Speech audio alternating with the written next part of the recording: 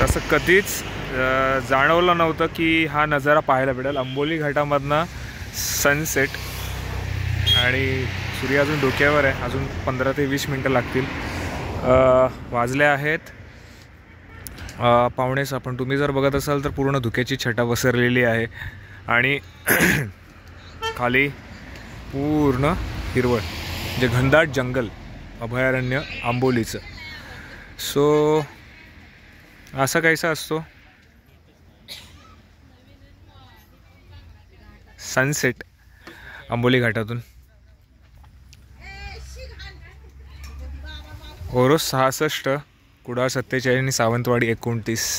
सावंतवाडी 29 म्हणजे गोव्याला साधारण एक 80 किलोमीटर 80 किलोमीटर आहे.